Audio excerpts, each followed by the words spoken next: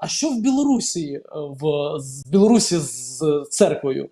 Ну, якби я потенційно розумію, там, що сильні позиції Росії, але якось просто зовсім немає, ніколи навіть не замислювався, що в Білорусі з церквою. Я тебе, кстати, скажу. Есть небольшая такая информация. Ну, во-первых, у нас русская православная церковь в Беларуси, как ты догадываешься. А в Беларуси еще очень силен католицизм. Вот, к примеру, моя дочка, она католичка.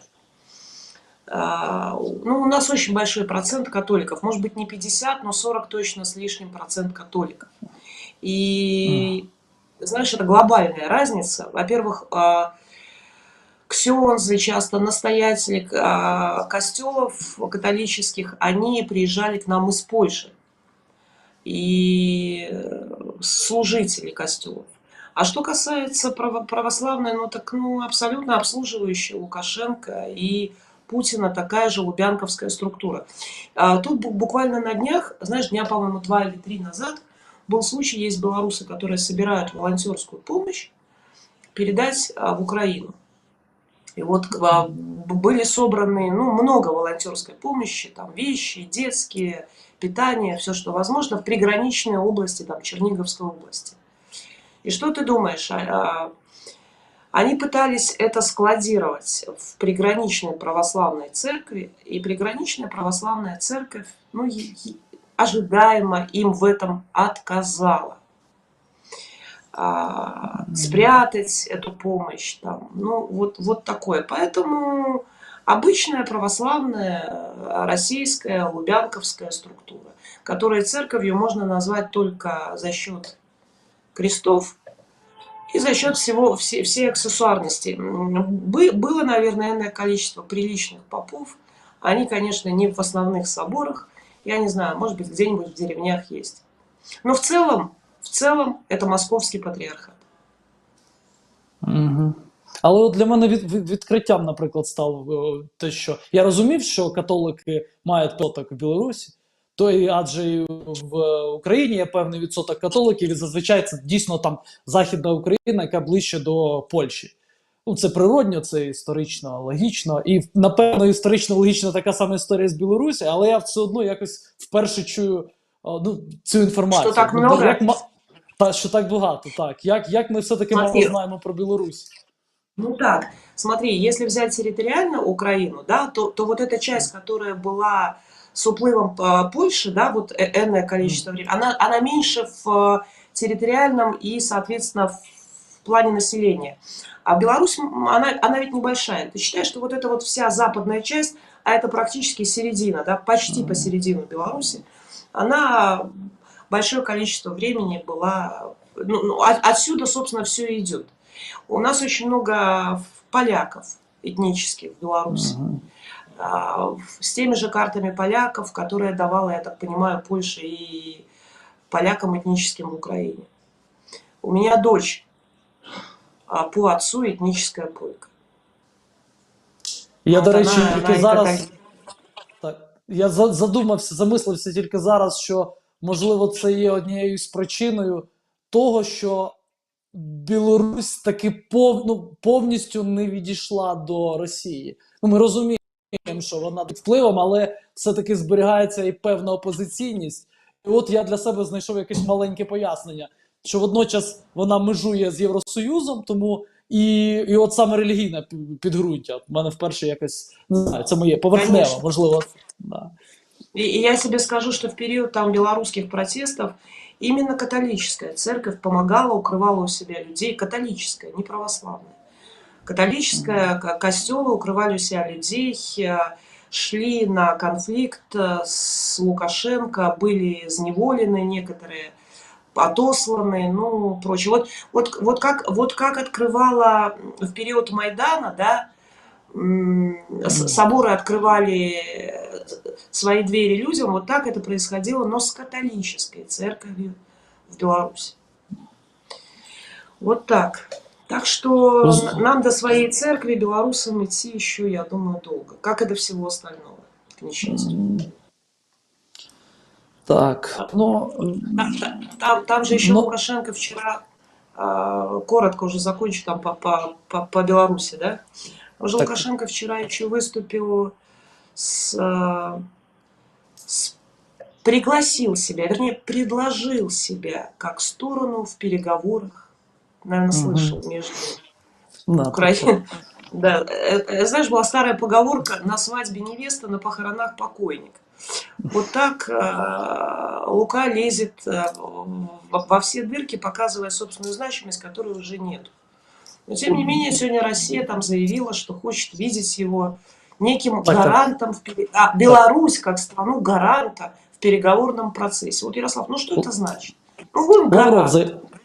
Ну, ні, ну ми ж розуміємо, Ну що це так, ну все. понимаешь, комичная такая, ну вообще Да. комичная. Ми розуміємо, що це все. Учитывая... Так, так. Мгм, говори. Я кажу, ми Это, знаешь, у розуміємо, меня що звук це. запаздывает, Я и мы с розумію, тобой. так. Да. Тобто ми розуміємо, що це просто ну, гра слів, гра заяв. Ми прекрасно все розуміємо, що це лише таке враження складається, що на якомусь етапі просто Лаврову і цьому всьому відомству треба показувати хоч якусь діяльність, хоч якусь роботу, і вони от штампують такі якісь заяви в нікуди.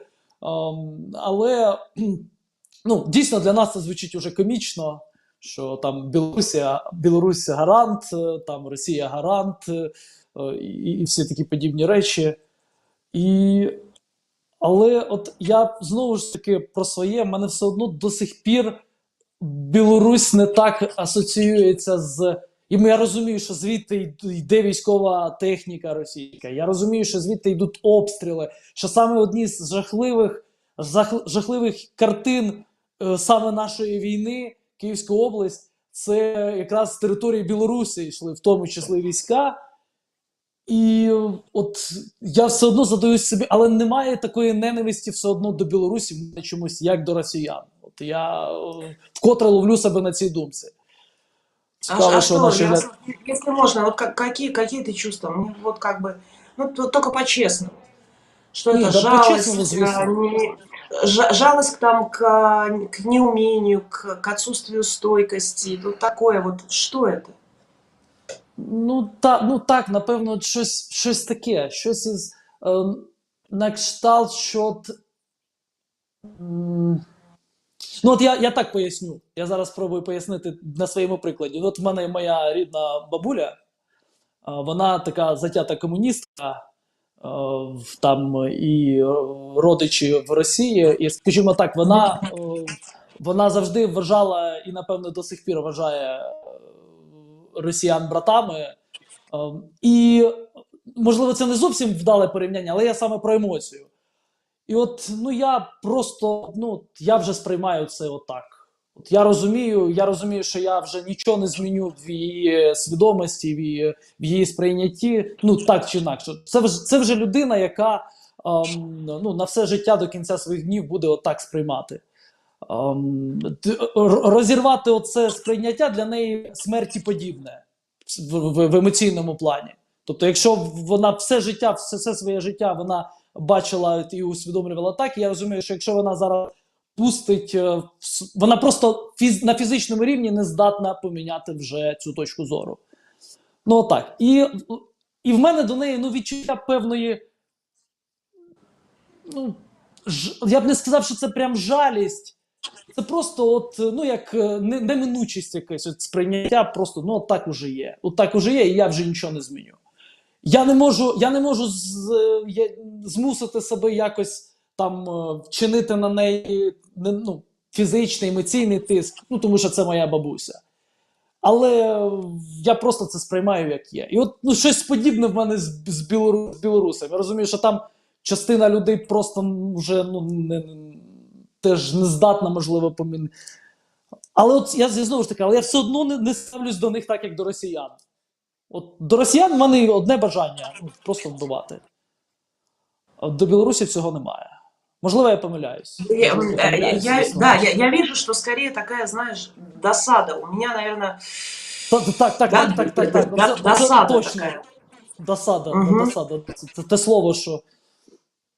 Мы, знаешь, потом, сейчас мы ж не будем все время, нам нужно вернуться. Я потом с Лукашенко как раз все понятно. Я потом, тут происходит ряд событий, которые никак не видны в Украине, а мне важно их озвучить. Ну, то есть они видны, но не видны неискушенному, скажем, зрителю, которые дальше будут влиять и на взаимоотношения стран, и будут влиять на, в том числе, присутствие здесь определенного количества особ. Я имею в виду ситуацию, которая происходит там в разном оппозиционном движении белорусском. И если ты позволишь, мы потом попозже вернемся к этой теме, я ее освещу, потому что Я буквально события ремарку. происходят. Так, буквально ремарку за хвилину коротко. Я розумію, чому в мене є логічне пояснення, чому до білорусів я не відношусь саме так, як росіян, тому що ми бачимо наочні приклади, що частина білорусів таки за Україну. І не просто на словах. Вони воюють за Україну. Ми там навіть це саме остання інформація, коли з пошти передали відео, матеріали з Білорусі. Ми бачимо, як місцев там ну, скажімо, розстріляли маленьку групу білорусів. Так, тобто ми бачимо приклад того, як частина суспільства вона намагається допомагати. Цього ми не бачимо в Росії. Навпаки, в Росії ми бачимо лише агресію. Відкриту агресію і в інформаційному серед пересічних росіян. Тому, напевно, от саме тому і неоднозначне поставлення саме до білорусів, а таке, ну, ми розділяємо. От якщо росіян ми не розділяємо на хороших і поганих росіян, вони всі погані для нас, то білорусі ми все-таки розділяємо на хороших і поганих. От, це вже більш позиція. Я тебе скажу, что для истинных белорусов россияне такие же вороги всегда были и есть. На самом деле ведь мы европейская нация, в отличие там от Орды с Востока. Мы говорили про процесс русификации, и как Рома, проявив доброту, я считаю, сказал, знаешь, такой потеряшки, да, какие-то вот в этом процессе. Но однако, тем не менее, знаешь, здесь потеряшки, не потеряшки, это не людям, на которых падают бомбы и летят ракеты, все равно. Да. Поэтому наша ответственность, она велика. А пока как нация мы пока проиграли. Тут вопрос, что надо работать, и я там вижу свою информационную там. То, что я старалась, знаешь, делать 1,5 года, это что могу, пускай по кропочке для вот этого просыпания, да, условного.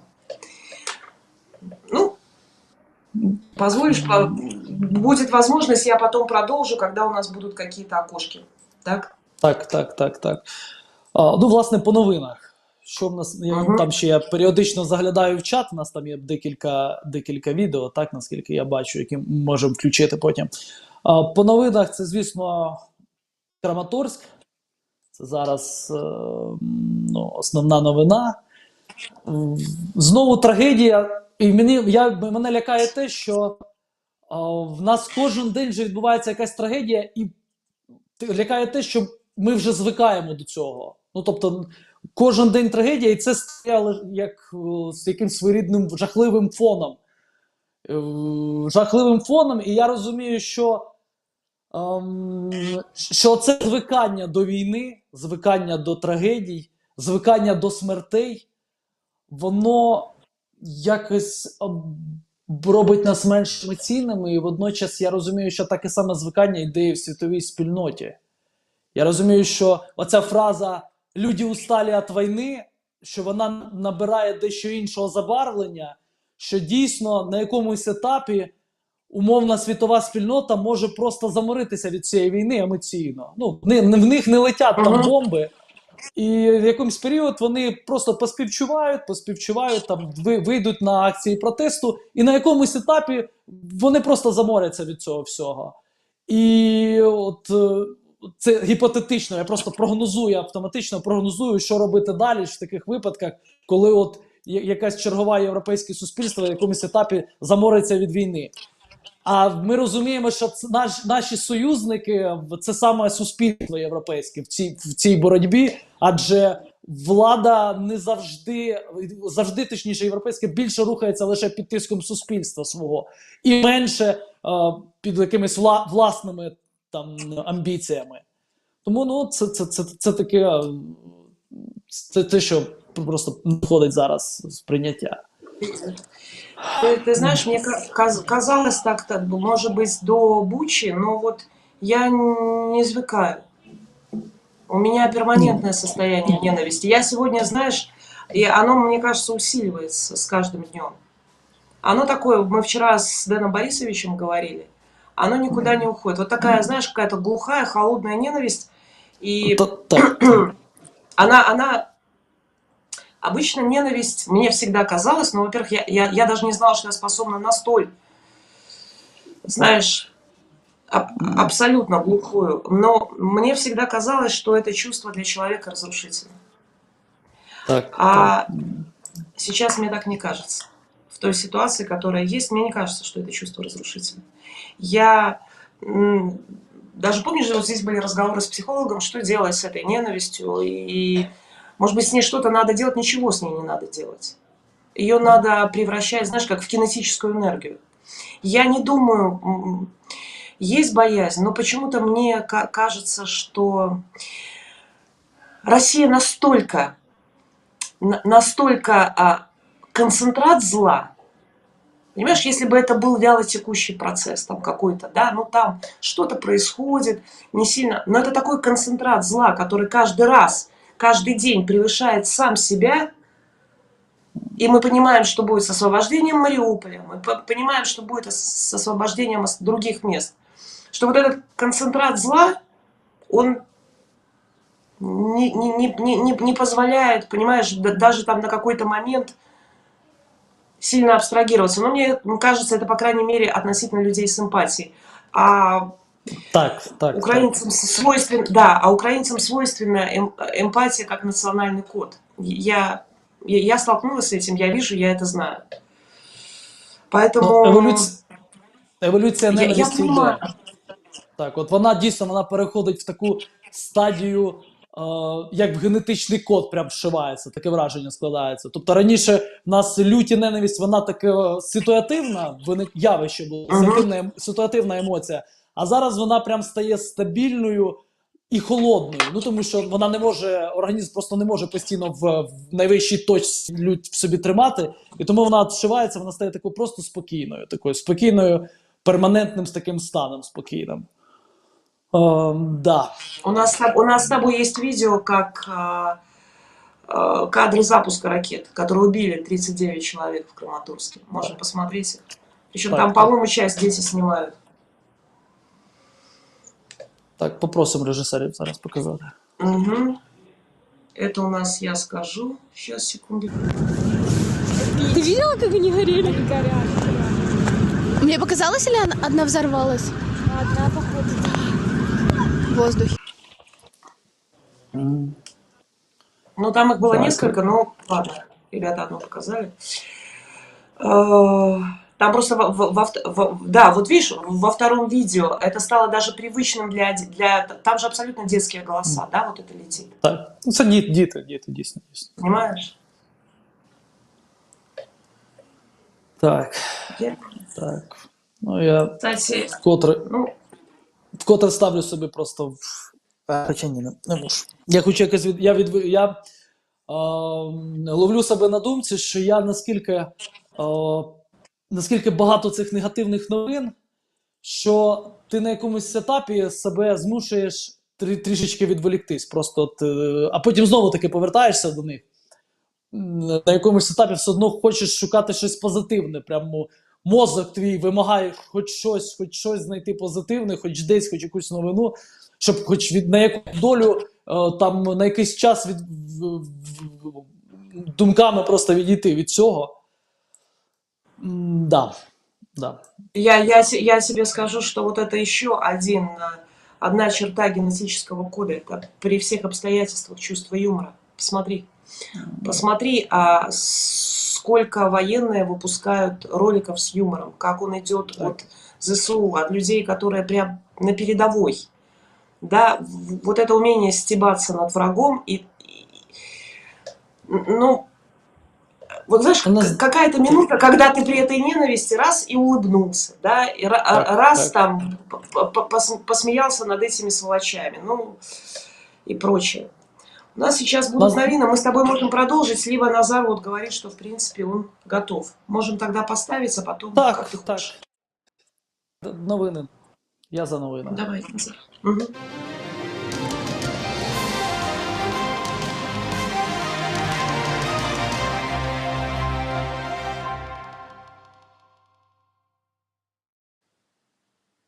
Вітаю в етері новини. Мене звати Назар Задерій. Триває 44-та доба повномасштабного вторгнення Кацапні в Україну.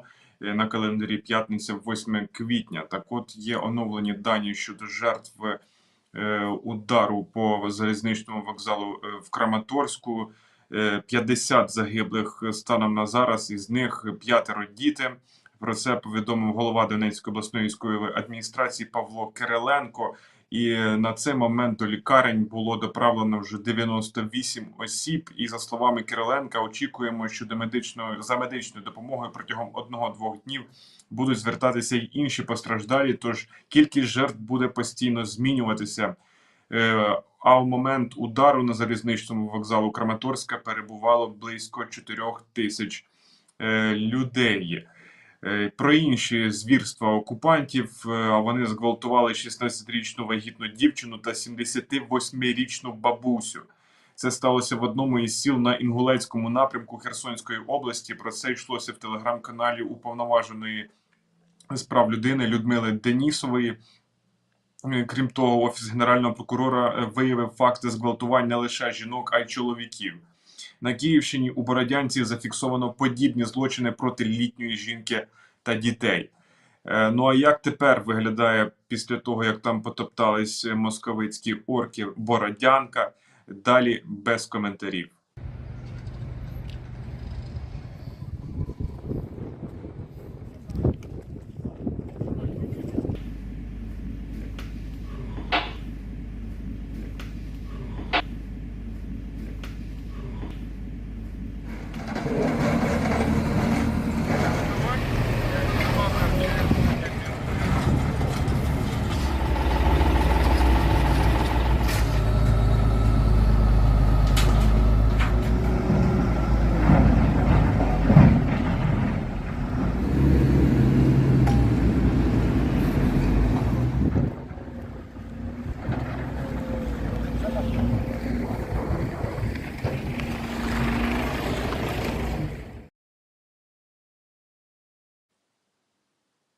За час війни у Чернігові загинуло 700 людей. Це сукупно і військові, і цивільні, повідомив міський голова Владислав Атрошенко, як передає Укрінформ. Також, за його словами, в місті ще лишаються від 80 тисяч до 95 тисяч жителів, а до війни там у Чернігові проживало до майже 300 тисяч людей, словом. Ну, а як же без позитивних новин? А позитивні у нас новини є для нас і на території Московської імперії. Так от, московицький винищувач Міг-31 розбився у Ленінградській області Московії. І їхні пропагандистські медіа повідомляють, що начебто літак упав у безлюдному місці, начебто руйнувань не було. Але, на жаль, екіпаж встиг евакуюватися. Тим часом прем'єр-міністр Словаччини Едуард Гегер підтвердив, що його країна передала Україні комплекси С-300. Це для протиповітряної оборони. Словаччина стала першою країною, таким чином, першою країною НАТО, яка поставила Україні важкі системи протиповітряної оборони. Комплекс здатний знищувати ракетні цілі. С-300 став першим зенітно-ракетним комплексом, який може супроводжувати до 6 цілей і випускати по ним до 12 ракет. Далі сьогодні опублікували список із санкціями, їх запроваджували і Велика Британія, і Сполучені Штати, і інші та країни Європейського Союзу. Велика Британія запровадила санкції проти доньки президента Московії Владимира Путіна, він же ж Хуйло, а також міністра закордонних справ Сергія Лаврова. За даними уряду Великобританії, в останні тижні понад 275 мільярдів фунтів стерлінгів з військового бюджету Хуйла було заморожено внаслідок скоординованих британських та міжнародних санкцій. Ну і США теж долучилися до санкцій, запровадили обмеження проти також доньок Путіна, дружини Лаврова, Сбербанку та Альфа-банку. А от санкції Євросоюзу – це 5-й пакет уже обмежень, і йдеться про ембарго на вугілля московицьке, і воно запрацює із серпня цього року. Також для портів московицьких кораблів, тобто європейці закриють порти для московицьких кораблів. Із низкою, правда, винятків на кшталт агропродукції та енергетики. Ну а більше про санкції читайте в телеграм-каналі umn.ua та фейсбук-сторінці UMN. 51% українців виступають за заборону Української православної церкви Московського патріархату. Це випливає з результатів опитування соціологічної групи «Рейтинг». Ну а що таке УПЦ-МП? Це Московицька церква в Україні або ж філіал ФСБ в Україні. А ще є інші дані групи «Рейтинг». Це те, що 91% українців не вважають, що росіяни та українці – це один народ. У липні 2021 року так вважало лише 56% українців. Таке дослідження групи «Рейтингу», яке ось вийшло, і не може не радувати. 91% вважають тепер, що українці та кацапня, по-іншому їх називати не можу, або московити, це ніякі не братні народи. Так і є, це факт. Ну, а далі буде відео, яке було опубліковане від Генерального штабу Збройних сил. І весимо, мочим русню, вірте в Збройні Сили України і смерть ворогам. Ви знаходите якусь підтримку моральну? В їх смертях. Це позитивно.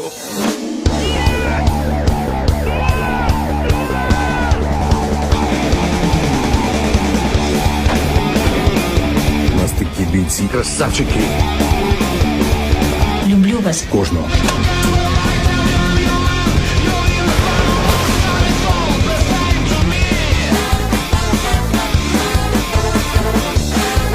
Весело мочимо русню. Росіяни!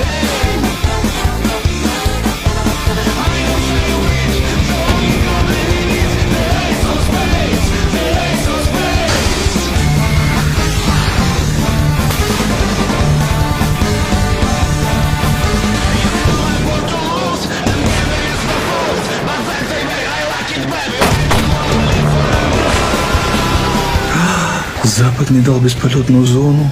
Ой, какой ужас.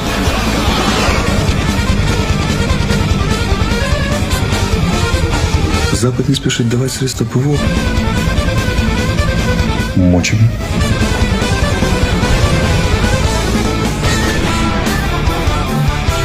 Готова вийти за тебе заміж, якщо ти ЗСУ. Любов зашкалює. Те, що українська армія зробила з Росією, весь світ запам'ятає на десятиліття. Працюємо. Дякую.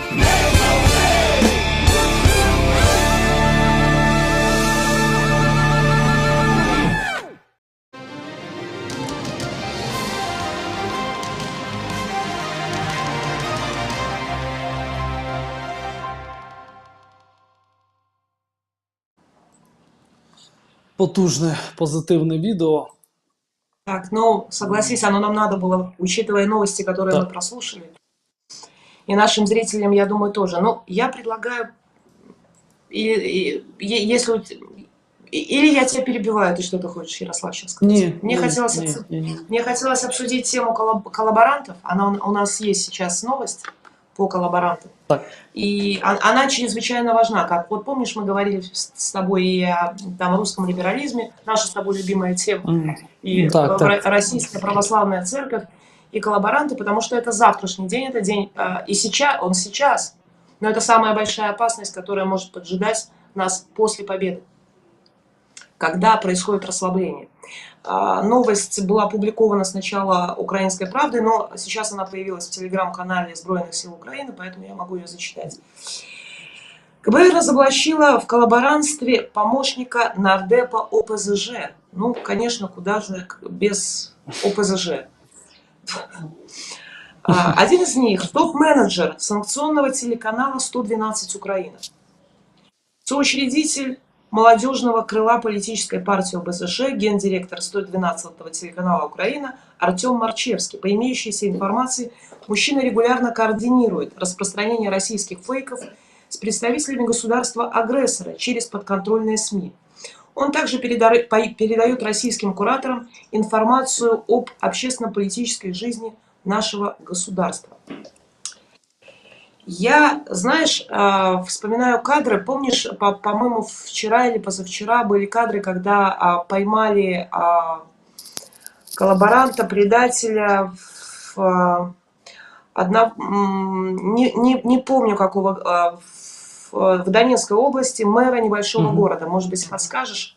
Помнишь, он сидит, и к нему подходят и спрашивают: «Слава Украине», он говорит: «России».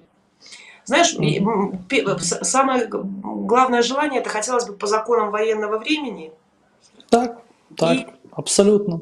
Но, понимаешь, самое то, чем пользуются российские гниды, это тем, что Украина цивилизованное европейское государство, которое никогда не нарушит правила, законы. И они знают это, они знают, что их обменяют, они знают, что они, скорее всего, выживут, они знают, что то, что с ними было бы в Русне, будь наоборот, с ними никогда не случится здесь. Вот у тебя к таким людям какие чувства? Они такие же, как Русне, или еще больше ненависти? Ще більше ненависті. Я цю теж тему неодноразово піднімав уже і в полтавському, так би мовити, сегменті. І я хочу сказати, що так, ми цивілізовані, так, ми не поводимо себе так, як росіяни. До речі, важливий нюанс. Вчора ми вже ввечері говорили з Назаром Токарем, і він подав таку раціональну, на мою точку зору, таку пропозицію, щоб називати росіян саме росіянами. Тому що ми їх називаємо там свинособаки, кацапи, там різні речі. Водночас обезлічує робимо їм фактично. Ми повинні чітко розуміти і називати речі своїми іменами, що саме росіяни, саме оця біомаса росіянська, вся повністю, без виключення, саме вони воюють в Україні. І саме записувати в генетичний код саме цю назву. Не свинособаки, не орки, не якісь інші абстрактні назви, а конкретно росіяни. Щоб це слово росіяни викликало в нас цілком цивілізовану лють. А я до того, що так, ми дійсно цивілізовані, ми дійсно терпимі, але зараз війна перейшла в ту стадію, де саме захист цивілізації, саме цивілізований підхід – це безкомпромісне винищення росіян. Оце саме таке вікно. Воно, те, що неможливо в мирний чи цивільний час, в стані війни, ми не маємо права на, я так скажу, ми не маємо права на цивілізованість мирного часу. І повертаючись знову ж таки, і, скажімо так, благо в нас вистачає військовослужбовців, які це цілком усвідомлюють. Честь їм і хвала. Я розумію, що багато громадян, і це природньо, вони не здатні на крайню форму ненависті, скажімо так. Ну, не всі люди здатні на це, це нормально, я сприймаю абсолютно. Я розумію, що так має бути, це абсолютно природньо. Водночас я розумію, що є і ті громадяни, які здатні. І навіть від самої цієї думки мені вже добре на душі. На рахунок колаборантів, на рахунок тих людей, які фактично весь час проживали і проживають на території України, які користуються благами цивілізації української, але продовжують ментально лишатися цими проросійськими. Я розумію, що їх доволі багато. Ну, доволі багато. Я не здатний зараз чітко сказати оцей відсоток, але на прикладі Полтави... Прости, до войны говорили, что плюс-минус 20%, но это по той статистике, которую я читала. Не знаю, насколько она там... Да, а сейчас... 20% кого? Кого саме 20%? Ну, таких, знаешь, ват и сепаров, таких условных, потенциальных. Да? Так, ну, треба... Я думаю, зараз їх стало менше. менше виключно через той момент, що це небезпечно зараз. Зараз це фізично небезпечно бути цим відсотком. Просто фізично небезпечно. І я розумію, що це насправді єдиний дієвий механізм в подальшому, щоб от їхній відсоток лишався невисоким. Це виключно коли вони будуть розуміти, що ця позиція просто фізично небезпечна. І знову ж таки виклик для нашого суспільства, для от тієї частини, ну, в принципі, для обох частин, для тих, хто не здатні на крайні дії, для тих, хто здатні. Але це можливо буде якимсь певним об'єднуючим фактором. Тобто це для нас життєво необхідно заганяти от цю частину в ці рамки, щоб вони боялися заявляти навіть публічно цю позицію. Я намагаюся культурно це все пояснювати і приведу приклад, тому що в нас в Полтаві, ну, благо, я поясню, це переселенці з Донбасу, ті, які під час війни втекли в Полтаві. І от уже всередині війни деякі там дівчатка, які там навчаються в полтавському вузі, і я підозрюю, що навіть на бюджеті, чомусь мені так здається, але до цього моменту, ну, я так глибоко не копав, але думаю, що на бюджеті, тому що вони переселенці, і для них пільги. І от всередині війни вони постять речі, типу, тепер ви дізнаєтесь, що було на Донбасі. От, типу, тепер ви на своїй шкурі відчуєте. Тобто, ця тварина сидить в мирній Полтаві, навчається в нашому вузі, і вона в неї навіть в голові не закладається, що просто промовчати. Вона постить для мене, я навіть не знаю, я не можу раціонально пояснити, що в них в головах. Це навіть на рівні просто інстинкту самозбереження. Але, з іншого боку, я розумію, що вона, можливо, не відчуває якраз повної цієї ненависті з боку суспільства, і тому вона не відчуває небезпеки, і тому вона дозволяє собі от такі речі. Всередині війни постати такі дописи. І це вже наше недопрацювання. Тому що, як в нас відбувається? Приходять там спецслужби, так, там умовно, чи поліція, сидить ця дівчинка, вона каже, вибачте, я за ЗСУ, я все, вона дуже добре українською мовою говорить, тому що, от я за ЗСУ, і все, власне. І на цьому конфлікт вичерпується. По суті, там, можливо, будуть якісь юридичні для неї наслідки, там, можливо, будуть суди, але це вже фігня насправді. Тобто, але от для неї нема наслідків більш жорсткіших, таких, як вона, тому що такий відсоток. Тобто ми повинні розуміти, що цей відсоток, який проявляє цю позицію, це вершина айсбергу. Тому що куди більше, вони сидять тихо зараз. І вони проявлять пізніше, коли стане більш мирний час, це природні такі їхні дії. Але я знову ж таки, я для себе відкриваю наново оцей сегмент. Тобто, мені здається, що це все-таки до сих пір наша толерантність і терпимість. Тобто, попри війну, попри жертви, проти те, що багато українців заявляє, що вони готові там, і вони ненавидять всі елементи росіян, колаборантів потенційних, але ми десь в глибині душі ще до сих пір терпимі до них. От все одно терпимі. Напевно, тут і проявляється оця цивілізаційність наша. Я чесно скажу, я зараз не прихильник цієї цивілізаційності. Я завжди був прихильником крайніх форм. Можливо, раніше я приписував це молодості, можливо, люди з віком стають більш мудрішими, я, напевно, не став ще мудрішим, тому що я залишаюсь прихильником крайніх форм. Я розумію, що без крайніх форм не може бути прогресу. Я розумію, що це не може бути тотальні крайні форми, але повинен бути цей сегмент невеличкий, який буде показувати, що так теж можна, що є і такий варіант. Знову ж таки, це моє внутрішнє. І я за те, що фінальна теза, я за те, що зрадники повинні каратися жорсткіше, ніж відкриті вороги. Тобто зі свого треба питати в 2 рази більше. Виключно, знову ж таки, не для емоцій, не для внутрішнього якогось задоволення, а виключно це інстинкт самозбереження нації. Якщо ми не будемо здатні до таких дій, ми знову програємо. Нас знову зсередини будуть розколювати, ну, ми знову, якщо ми не здатні будемо самоочиститись від таких елементів. Вот так.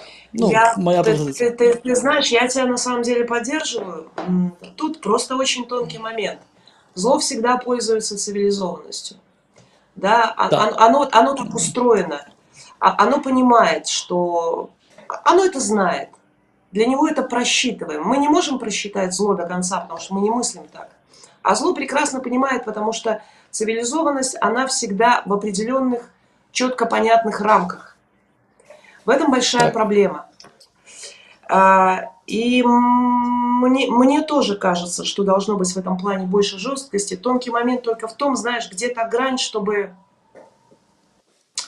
не скатиться до самого зла, да, в собственной ментальности. Что касается вот этой девочки, о которой ты говоришь, это будет всегда. Ну, в любой стране, как угодно, какой бы гипер, понимаешь, она бы не была пронациональной и так далее, будет часть идиотов, будет часть необразованных, будет часть людей просто со слабой эмпатией. Знаешь, у меня мама была зав. Отделением психиатрии. И в психиатрии есть такое понятие, достаточно, ну, плюс-минус в любом обществе это приличный процент населения. Называется это эмоционально тусклый человек. Он может быть вполне себе разумным, он может там понимать, что такое хорошо или плохо, но он человек без эмпатии. Он так устроен, понимаешь, он психологически тусклый. Вот с таким человеком без эмпатии его не сильно трогает там чужая боль, он о ней понимает, но он на нее не рефлексирует, он не эмоционирует и так далее. А вот я с тобой совершенно согласна, что при наличии таких людей система должна быть такова, чтобы эти люди не могли вякнуть, чтобы они не могли себя проявить, чтобы они не могли нести вот эту свою такую, знаешь, ну, это не вата, это что-то другое. Не могу пока подобрать слово. Когда система тебе не позволяет ее проявлять и нести в массы. Вот это очень важно. Вот это как раз то, что касается запретов на многие вещи, на ту же русскую православную церковь. Четкая разборка с коллаборантами, четкая по законам военного времени, а не... Так. Церква це оцей лакмусовий папірець. Ми доволі терпимо ставилися до церкви. І, зокрема, в принципі, всі українці розуміли, що і розуміють, що Російська православна церква це, ну, ми це цілком більшість це цілком усвідомили. Але ми все одно не для нас віра, Бог все одно був на вищому щаблі, і ми розуміли, що навіть оці тварини, попи московські, що вони зрадники, але ми терпимо ставились до самих віруючих людей. Ми навіть ми якось лишали їм оцей простір, ми розуміли, що для них це святе, що для них це важливо, і ми ми якось сприймали це, зрадники, це от святе, хай їм Бог їм суддя. Якесь таке було відчуття. І я розумію, що це наше, можливо, і правильно, що так було, але зараз ми не маємо права на таке. От зараз ми просто не маємо права на таке, тому що московські попи дозволяють собі відкриту агресію інформаційну. І от... Они благословляют на убийство, Ярослав, они благословляют. Так. То есть это полный переворот смыслов, который вообще может быть. Вони навіть, в деякій мірі, вони несуть більшу відповідальність, ніж навіть солдат якийсь рядовий. Тому що вони саме наповнюють сенсом це вбивство, цю війну, вони наповнюють їх позитивним сенсом для окупантів. Вони виправдовують їх перед ними самими. Це значно, якщо глибше копнути, це значно небезпечніше і значно має більше нести відповідальність такі тварини. Оці попи, а враховуючи те, що вони роками були розсадниками цього виправдання. Особливо вчора, на днях, Оксана Марченко, наша дружина Медведчука, яка втекла до Росії, і це відео, яке вони зняли виключно пропагандистське в цьому стилі руського православ'я головного мозку. Я як медійник розумію, що це хороший продукт медійний. Це дійсно хорошої якості продукт. який направлений на зомбування і виправдання цих жахіть. І він направлений як на внутрішню аудиторію російську, так і на оцю частину громадян України, які під впливом Російської православної церкви. Оце саме на них направлено. Це відео не направлено для мене. Я сміюсь з нього, тому що я прекрасно розумію, що це таке. Що ця мультимільйонерка Оксана Марченко в образі такої світлої людини там щось розповідає, читає Біблію. Ну це для мене це смішно. Це просто це як анекдот. Але я розумію, що для аудиторії це на російську це справляє певний вплив. І, власне, от для мене відношення до Російської православної церкви буде саме маркером. Навіть не до колаборантів до цих зараз точкових, а саме до організації Російської православної церкви. От якщо ми в собі переломимо цю толерантність і терпимість, якщо ми зрозуміємо, що це дійсно небезпека, то це буде цим маркером. Але я розумію, що в той же час легко, зараз слово підберу, тріндєть отак в ефірі і не показувати на прикладі. Так? Тому я зараз, доки я не маю можливості показати це якось на прикладі, але зараз війна, є певні обмеження. Я нормально ставлюсь, не нормально ставлюсь, а дещо терпимо ставлюсь до тих людей, які заявляють, що вони, які, скажімо так, противники кардинальних, радикальних форм. Тобто я не маю морального права комусь ще пред'являти щось, поки я сам не показав на власному прикладі. І тому я чекаю, коли я матиму моральну, а я матиму обов'язково моральне право, тоді це все буде зовсім по-іншому, в тому числі для цих полтавських потенційних колаборантів і сепаратистів. Я їх добре всіх знаю, більшість. В мене були конфлікти з ними протягом останніх 8 років. В мене був конфлікт, до речі, дуже такий показовий конфлікт. Я зараз маленьку цю історію розповім. Це був, здається, 16-й рік. Здається, 16-й. Уже точно не скажу, 16-й рік. На роботу вранці. І я бачу, тобто це вже повним ходом, там вже відбулись на Донбасі, це вже війна повним ходом. І я йду, я бачу перед обласною адміністрацією просто все завалено, купа людей. Тобто мітинг повноцінний. А це в Полтаві на той момент, це було нонсенс якийсь просто, що купа людей, і я автоматично просто йду туди. І вже доходячи, я розумію, що це от Російська православна церква, вона зібрала оцей мітинг. І, власне, я підходжу, бачу там охоронців наших місцевих ватних хлопців, чоловіків уже і там від 30 до 40 років, такий, мов, силовий блок. Вони мене прекрасно знають, я їх прекрасно знаю в обличчя. І, власне, вони такі мені закидають: що ти бачиш, що от зараз відбувається? А тоді, що, типу, силу ми показуємо. І я кажу, 5-та колона, агенти Кремля. І вони наскільки збільшуються, вони починають, там у нас відбувається конфлікт, підбігає поліція, і поліція дивиться на мене, і вони дивляться на мене як на провокатора. Тобто вони говорять, він провокатор, він винний, він там нетерпимий до релігії.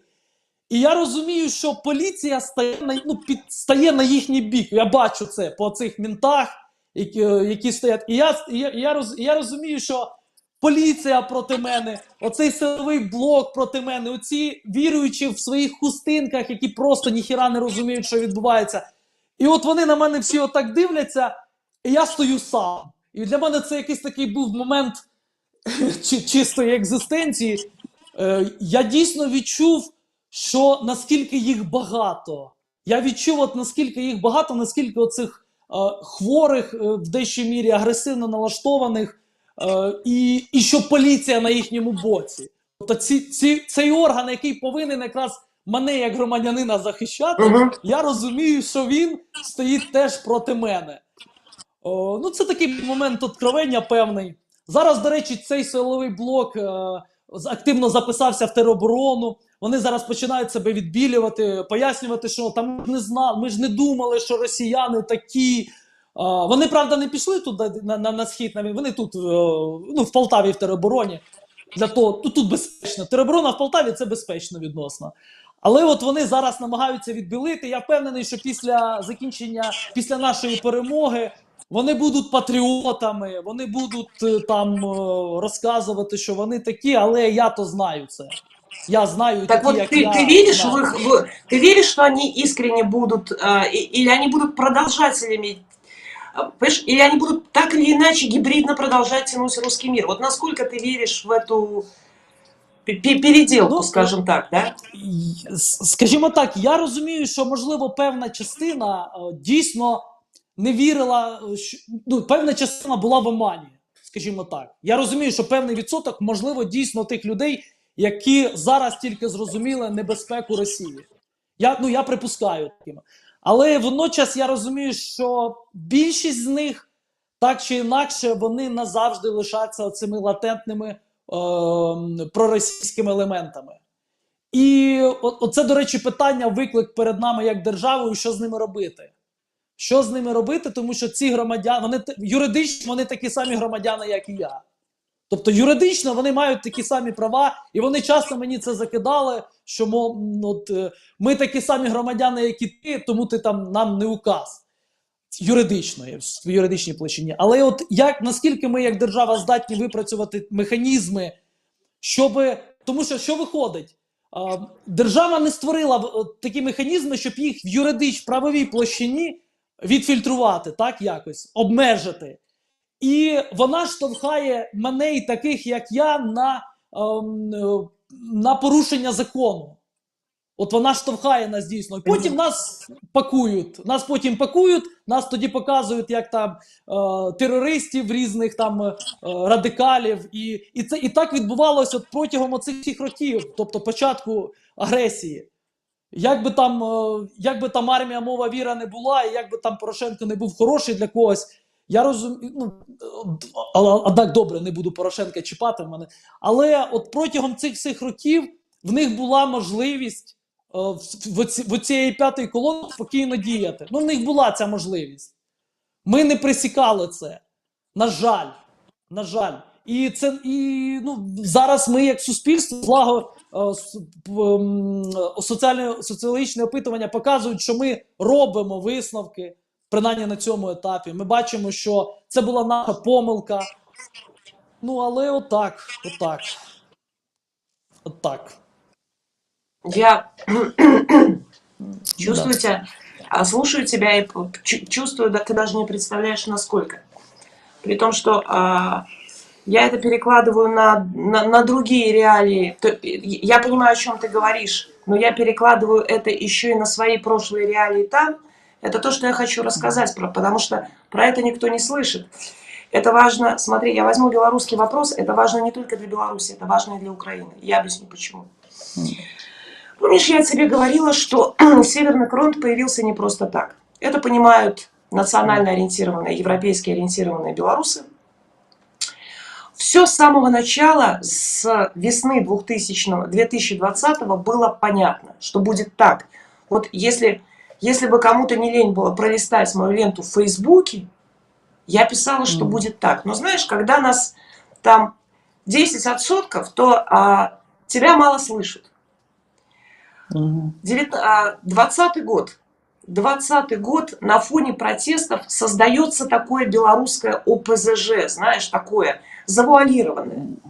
Пророссийская оппозиция, которая должна слить протесты, должна подвинуть Луку в сторону Путина, должна ввести Беларусь в фактическую оккупацию. И тут мы видим проект Баба Рика, который 20 лет. И ты прекрасно понимаешь, что не может быть директор Белгазпромбанка, который принадлежит Газпрому, в течение 20 лет не может быть там не ФСБшником, да? Тихановская с Тихановским, они все вместе, они создают единый штаб. Они как бы покрывают одни и те же слои, вернее, разные слои населения, играя в одну дуду. На них кидаются деньги, на раскрутку, то, что никогда, знаешь, не было у пронациональной оппозиции.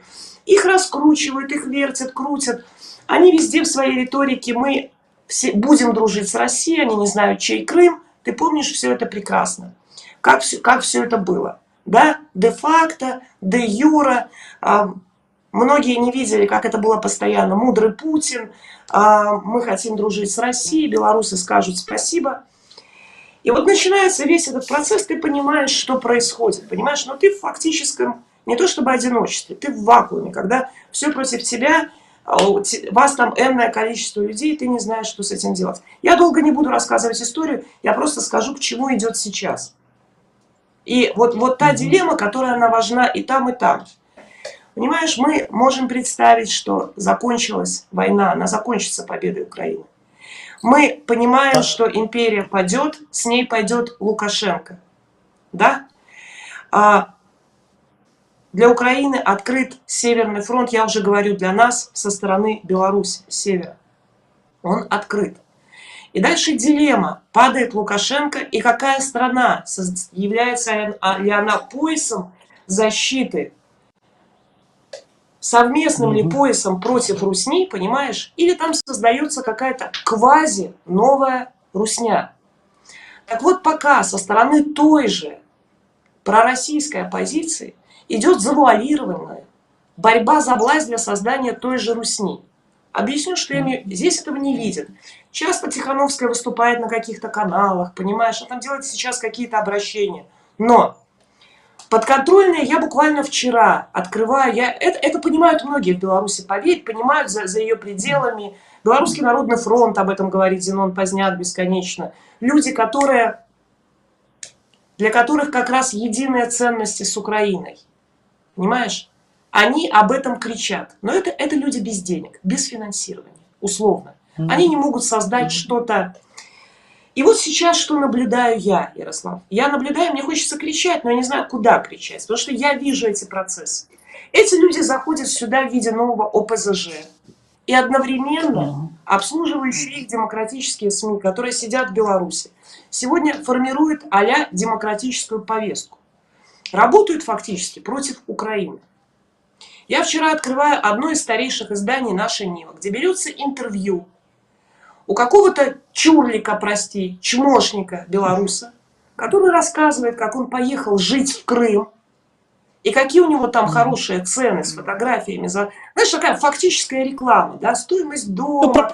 Все по-русски говорят. Так. Да, вот такая идет пропаганда. Дальше я открываю известное радио, которое сидит с украинскими прапорами, заметь. Да? Там сидят 3 человека из штаба, которые поносят всю программу, обсуждают, как неправильно действует Зеленский. Понимаешь? Как он, что он неправильно говорит, как он не так делает, как он не понимает, почему нам украинцы не помогли. Оказывается, украинцы должны были еще и революцию сделать, понимаешь, за них. Почему это не сделано? Идет такая, то, что не позволяют сегодня себе здесь люди разных политических сил и лагерей, понимая, да, объединившись, что есть главнокомандующий, что все споры должны быть до или после. Сидят люди, это среднестатистического белоруса, выступают на стороне фактически демсилы, выступают на стороне России, унижая Украину, не формируя смыслы, а действуя наоборот. Дальше я тут же вижу, что все эти люди параллельно интервью у Фейгина, у Латыниной, опять Кацы. Я тебе к чему? И я вижу, что сейчас на это никто не обращает внимания. Не до этого. Но я вижу, что уже создается плацдарм, так называемой, знаешь, такой демократической новой России, которая потом, да, как бы так красивенько станет преемником лукашистского режима. И здесь мы видим опять российский завуалированный гибридный фронт с севера, который легко ляжет на часть ватного населения там. Не борьба за смыслы, а наоборот пропаганда. То, что я хотела тебе сказать. Я просто хотела это рассказать, потому что это почти никто не видит. Повністю згоден з цією думкою, але зараз ще нагадаю нашим братам і сестрам, глядачам, рибкам, зайчикам, котикам і іншим хорошим людям, які нас дивляться, так, що треба підписуватись на канал, ставити вподобайку, ну і всі ці інші речі. І посилати емоційний нам позитивний заряд, а ми вам його віддамо теж в 2 рази більше. Я про це теж, відслідковую. Я розумію, що і російська еліта, і умовна білоруська еліта, вони прекрасно розуміють, що Путіна і Лукашенка рано чи пізно не буде, а треба буде повертати якось зв'язки з Європою, тому що треба жити нормально. Ні білоруська, ні російська еліта не будуть жити нормально в цих країнах. Вони звикли до Заходу, вони звикли до повноцінного життя. І вони будуть це рано чи пізно повертати. І тому є оці, я розумію, що десь підсвідомо в них є оці план Б з умовним Навальним, з умовною Тихановською, які будуть створювати оці демократично-ліберальні фонові режими для зовнішнього глядача. І цілком європейські країни, вони цілком розумітимуть, що це ширма, але для них це буде оцим публічною причиною, що буцімто, бачите ж, зміни є, тому можна знімати санкції, тому можна нормально вести повноцінні зв'язки. Тобто, от це для цього робиться. Ну, я Понимаешь, думаю, Европа это хавает. Европа обычно это хавает. Я боюсь, что она снова схавает. Как помнишь, как мы говорили после Совка, когда распался Советский Союз, опять пошли там ножки Буша, да, условные, помощь и так далее. Они опять начинают строить свою империю. Потому что все равно интересы-то элит остаются теми же. Это же не только Путин, да? Но мы же понимаем, это целая система ФСБ, олигархата, которые близки по смыслу. Им нужно всего лишь отмыться и, по сути, создать ту же систему, которая будет какое-то время выглядеть чуть более лояльной миру. Ну, я розумію, що це неминуче, наприклад. Тобто неминуче буде після звалення Путіна, ці процеси неминуче будуть. Тут головне для України, щоб ми за оцей вікно можливостей, що в нас є, так, тому що це вікно буде відносно недовгим, щоб ми максимально змогли наростити собі військову потужність, ну, максимально взяти позитивно те, що ми можемо взяти, а далі вже відштовхуватись від цієї точки. Ну, власне, якось так. Але без усвідомлення якомога більшої кількості українців оцих процесів нам буде складніше.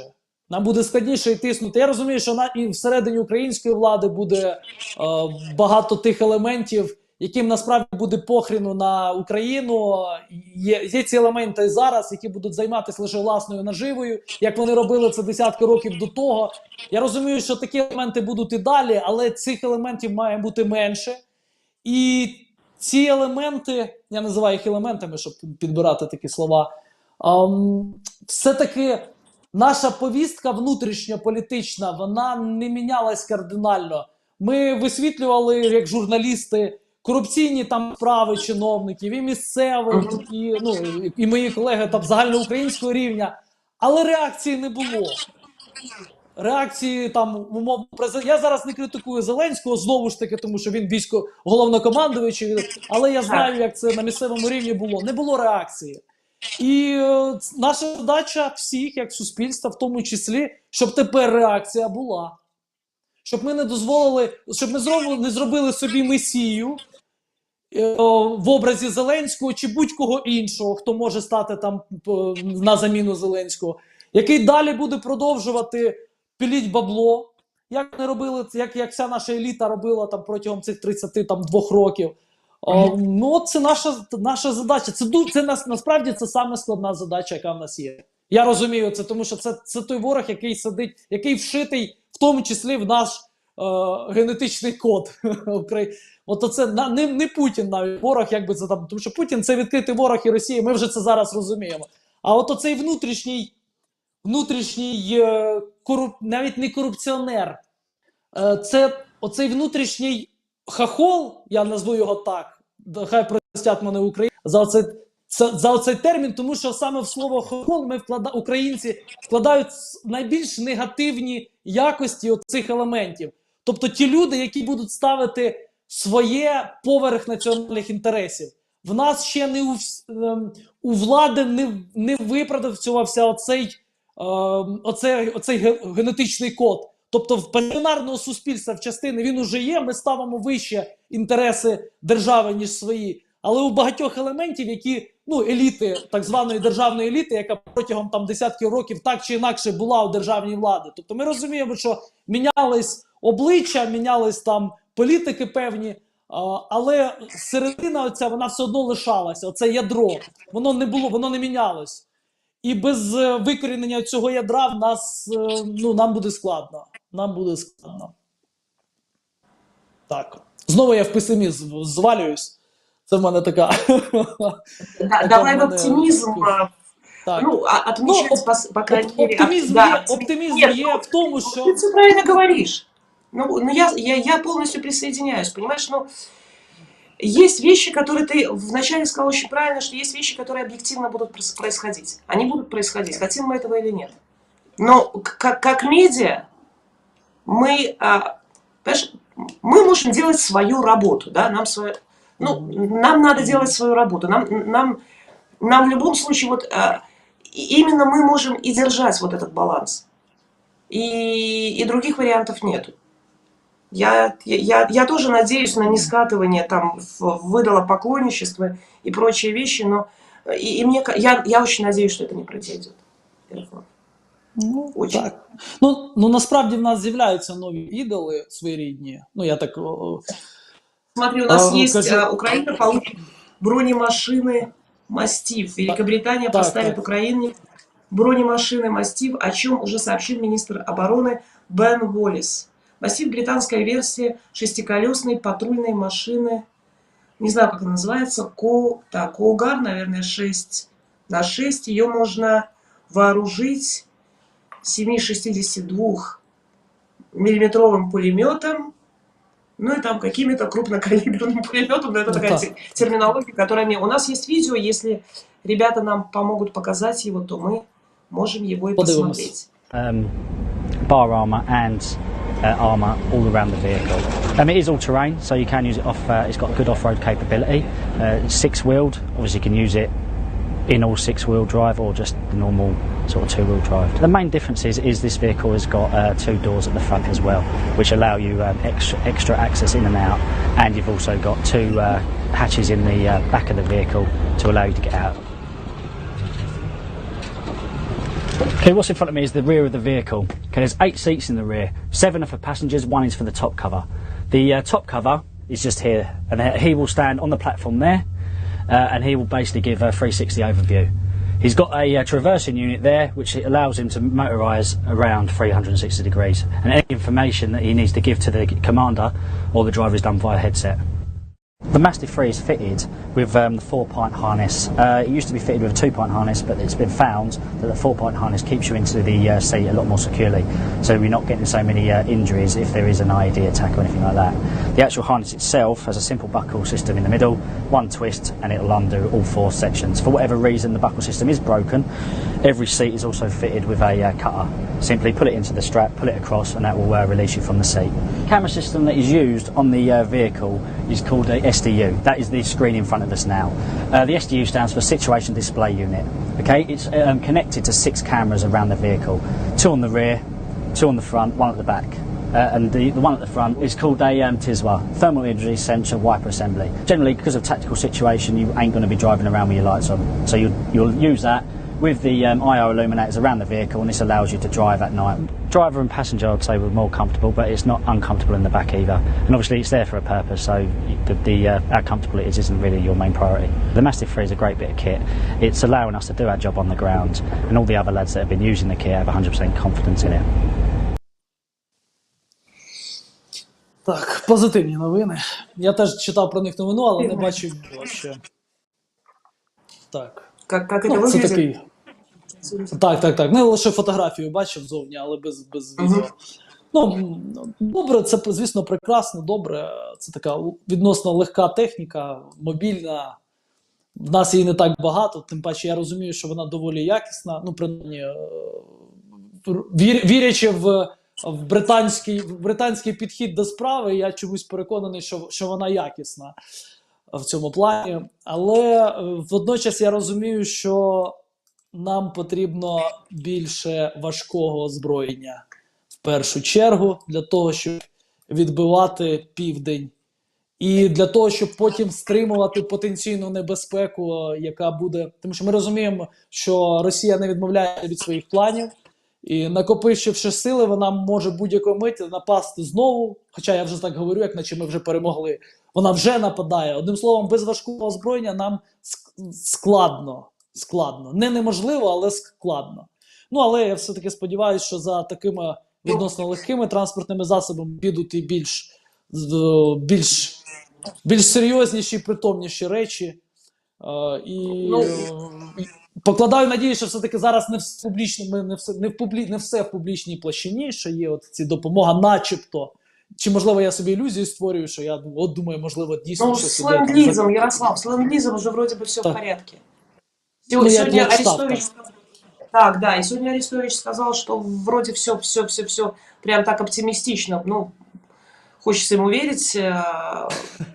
Прям в Твиттере, в Твиттере выпустил... Знаешь, он выпустил в Твиттере пост, где он там стоит на фоне... Я не знаю, видел ты или нет, ощущение было Не такого... бачу, не бачу. Такое чувство, что это был музей, и вот как-то в сброе такие, знаешь, раньше были статуи в музеях, ну неважно. Важно, что он там сказал, что... Да, что он сказал, что со сброей сейчас будет все просто, ну, тип-топ по переговорам с Америкой, и очень оптимистично выразился по поводу как раз победа гораздо ближе, сказал Арестович. Ну, будем надеяться. И быстрее. Будемо сподіватися, звісно, перемога однозначно буде. Але... Смотри, вот у нас есть фотографии Так. европейские лидеры посетили Бучу. Премьер-министр Украины об этом сообщил, да, Денис Шмигаль. Показал, там была Урсула фон дер Ляйен, Жозеф Боррель, премьер Словакии Эдуард Гегер. Ну, собственно, мы можем увидеть фотографии о сегодняшнем их посещении. Так. И у нас... Я тебя перебила? Ні. Я просто дивлюсь чат паралельно, що в нас по відео.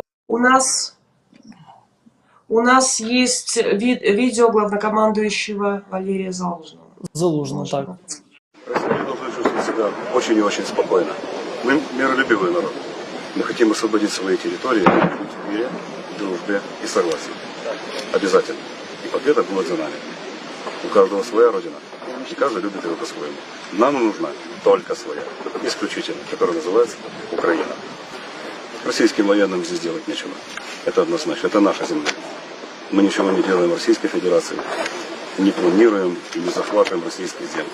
Но свои будем защищать с упорством и остервенением. Не надо этого делать.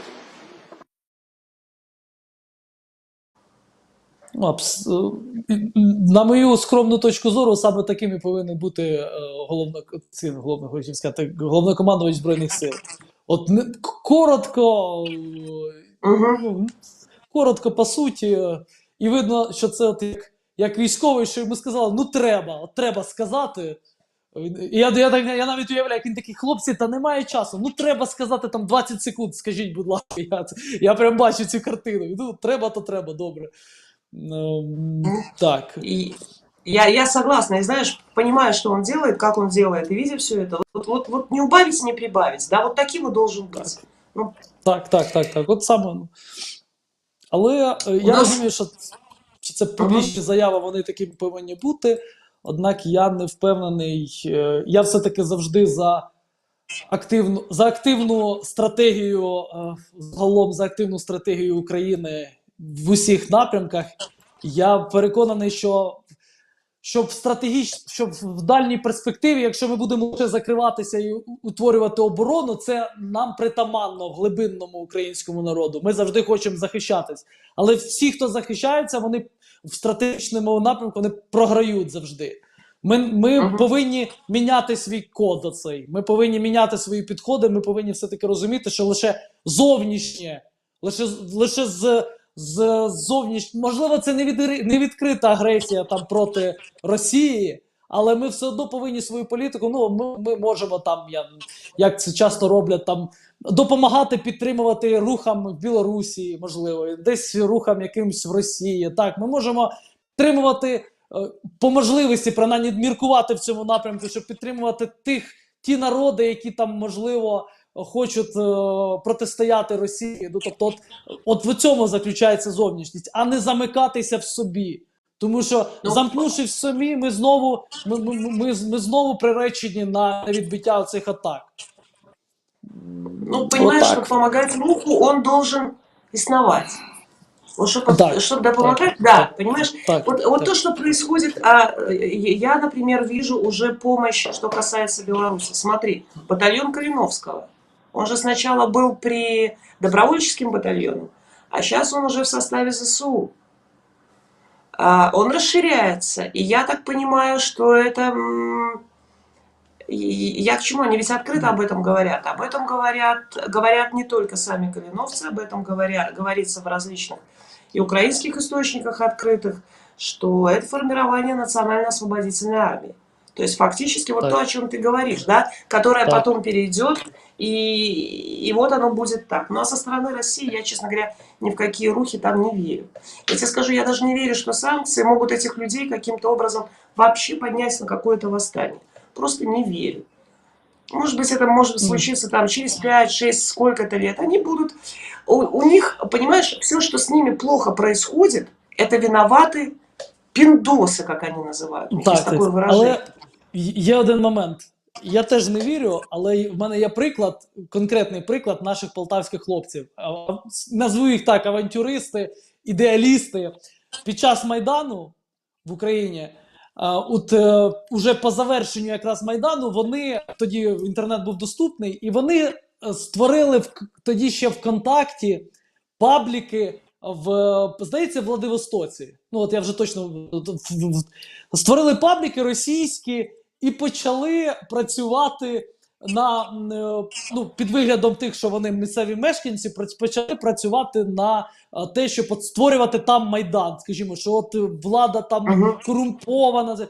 І в них дійсно, в них там з'явився певний такий... Потім його, то, звісно, швидко прикрили, але їм вдалося на якийсь етап, сидячи в Полтаві, через контакт створити певний гурточок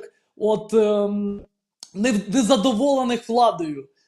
І це не на чистому ентузіазмі, тобто це не державна політика, це просто там 3 хлопці, які власну ідею вони просували. Це я до того, що якщо мозок працює в цьому напрямку, як ставимо собі такі задачі певні, так чи інакше під різною формою, ми будемо здатні впливати, кусати їх на їхній же території, створювати їм проблеми на їхній же території. Я розумію, що зараз це не зовсім актуально, тому що ми зараз в іншому стані психологічному, навколо нас реальність війни, але рано чи пізно війна закінчиться нашою перемогою, і от такі речі, вони повинні бути вшиті в наш генетичний код, скажімо, і, зокрема, у владу, тому що це все повинно займатися, цим повинні займатися не ентузіасти. Ну, тобто, вони повинні ним займатися ентузіасти, але це повинно бути на рівні державної політики. На рівні державної політики. І коли мені скажуть там хтось, що на це все потрібні кошти, на це все там, і ми не маємо змоги, я сміюсь, тому що я прекрасно знаю, скільки в нас олігархів того сегменту, який на олігархи зав'язаний. Я знаю, що в нас Полтава і Полтавщина – це скільки корисних копалин тут видобувається, в тому числі газу. Я знаю, які ці тіньові структури заробляють ці кошти на цьому газу. В нас є ці ресурси, друзі. І не треба мені впарювати діч, що цього нема. Вони є, вони просто в тіньовому секторі. За ці кошти будуються дачі, там маєтки наших місцевих внутрішніх оцих міні-окупантів. Ці кошти виводяться за кордон, там купується нерухомість. Вона є, вона в нас тут. І від нас залежить перенаправлення цих ресурсів на благо. Тому, власне, якось так. Знаешь что, ты сейчас, когда говорил по поводу энергии, которая так, и мне что-то подумалось, то, что мы, кстати, да, в российский-то рух я не верю, но у нас есть примеры народов там, которые сейчас подневольны. Чечня, например, она ведь не вся кадыровская, понимаешь, она сидит в подполье. То есть есть народы, которые могут расшатывать, это как эффект домино, расшатывать империю, начинать вставать. борясь против нее, там, отсоединяясь и прочее. Я знаю, что чеченцы, да, очень многие выехали, они там сейчас в Германии, я знаю, что, наверное, часть из них дудаевских, я имею в виду настоящих чеченцев, не вот эту кадыровскую чмошную, ну, понятно, что я имею в виду. Но есть порабощенные народы, которые, возможно, да, сидят с такой готовностью внутренней, если идет этот эффект домино. Олег Тистл, художник известный, украинский, может быть, знаете, у него вообще есть выражение, что война закончится в Чечне. Знаешь, у него целое, у нас мы размещали, даже есть лекция на эту тему. Вот так он видит, как развал империи, который перекинется, и вот как раз, ну, я думаю, мысль понятна. Так что... Ну, я розумію, що не всі, Это мы так далеко с тобой ушли. Далеко. Я Мечтах, розумію, да, що не всі, перспектива. що не вся аудиторія готова сприйняти зараз, і не всі, і ми, ну, є різні варіації, я лише так завершу, що це не обов'язково повинні бути підтримка політичних рухів і звернення режиму. Це можуть бути звичайні конфлікти внутрішні, ну, напівпобутові, це боротьба за ресурси внутрішня, і от всередині Росії я маю на увазі, ну так чи інакше. Тобто, ну, можливість з'являється тоді, коли туди буде направлена наша думка. Ну, зокрема, я розумію, що не наша, а наша думка на рівні державних інституцій. Тобто, тому що цим не можуть займатися ентузіасти. Вони можуть цим займатися лише короткостроковий період. Так само, як не може армія триматись на волонтерах, якби там хто не... Волонтери можуть допомагати, через них можна це втілювати, але цим повинні займатися професійні структури, які на системній основі цим займаються. Ну, власне, так. Тому і ця політика повинна бути на рівні держави. Але зараз це дальня перспектива, тому що, ну, важко говорити, адже я розумію, наскільки в нас багато проблем всередині, в тому числі в правоохоронних органах, як би там не було. Поліція, СБУ, прокуратура, суди. Я зіштовхуюся з ними протягом там цих останніх там років 4-5 точно. Я розумію, наскільки це проблеми великі ще. Але, знову ж таки, ми все одно повинні дивитись на перспективу, дивитись трішечки в дальню точку, бо інакше ми не виберемося з цієї погляду нори своєї. Ярослав, так, ну, підемо. Так. Имеешь ли ты в виду, что это должна быть в том числе информационная... Ну, смотри, мы говорим об бесконечной информационной атаке Русни, да, которую она ведет в разных странах, там, проникая в том числе там, в европейское суспільство. Ты когда говоришь, имеешь в виду, что Украина может делать такие же шаги только в том направлении? Я имею в виду, знаешь, та пропаганда, да, антипропаганда, но которая наступательная пропаганда в ту сторону. Ти це имеєш? Однозначно, так чи інакше, ну, це, ну, скажімо, щонайменше в нас, мені здається, що перший етап – це Білорусія, от саме білоруси. Тому що там є оцей внутрішнє середовище опозиційне, дійсно опозиційне, і ну, це буде гріхом з нашої точки зору, з позиції України, якщо ми не підтримаємо, ну, всіма доступними і недоступними методами цю внутрішню опозицію до Лукашенка, ну і інших проросійських елементів. Ну, це буде злочином нас як держави. Я просто розумію,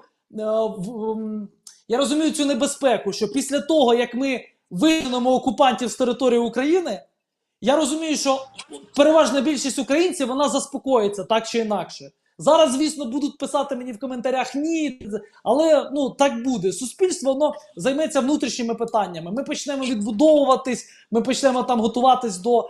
Ми знову зациклимось на собі. Ну, це знову ж таки природньо. Але без внутрішнього запиту, без внутрішнього запиту українців до влади, до те, що ми повинні переходити все-таки в цю, ну, зовнішню форму, влада не буде реагувати.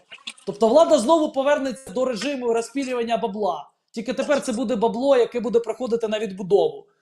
І так чи інакше заробляти на цьому.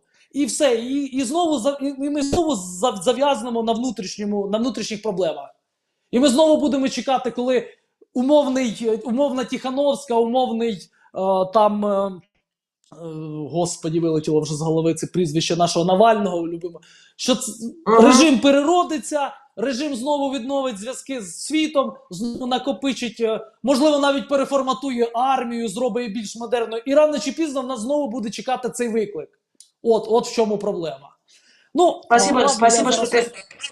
Не, ну да, сейчас у нас новина, но я просто секунду завершу. Спасибо, что ты это сказал, потому что мы 1,5 года бьемся за поддержку пронациональной оппозиции. Смотри, и вот на голом волонтерстве, когда помогает только Рома Скрипин, извини, Айдер Муждабаев и Цымбалюк, периодически эфирами на этом не прокатить.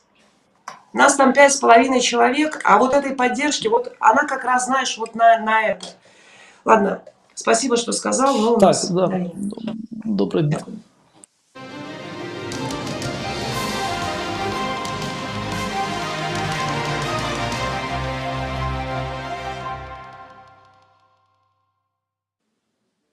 Вітаю в етері новини. Для вас працює Назар Задерій. П'ятниця, 8 квітня. На календарі триває 44-та доба повномасштабної війни кацапні проти України. На Одещині через загрозу ракетного удару запроваджують подовжену комендантську годину. Це з 21:00 9 квітня до 6 ранку 11 квітня.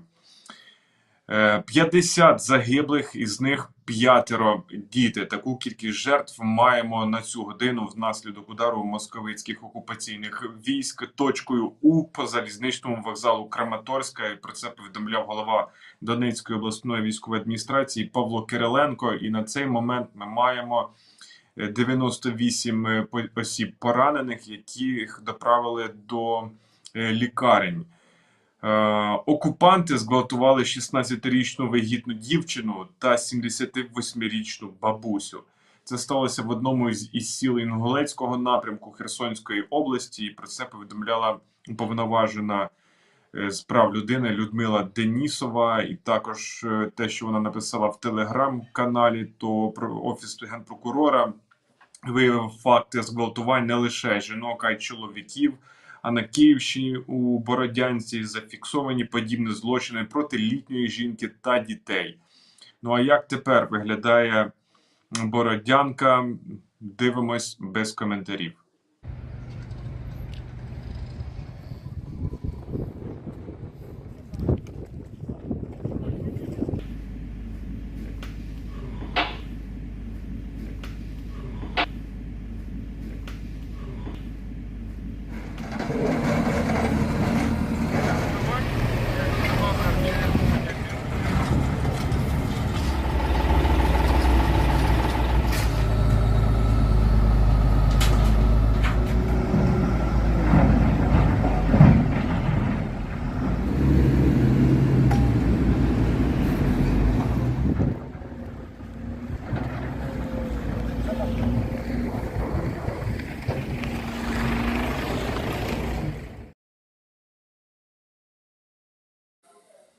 За час війни у Чернігові загинули близько 700 людей. Про це повідомив міський голова Владислав Атрошенко.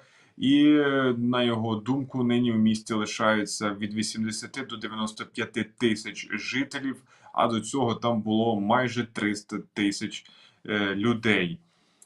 Московицький винищувач Міг-31 розбився у Ленінградській області Московії. Про це повідомляють пропагандистські медіа Московії. Начебто літак упав у безлюдному місці, руйнувань нібито теж немає. На жаль, екіпаж катапультувався.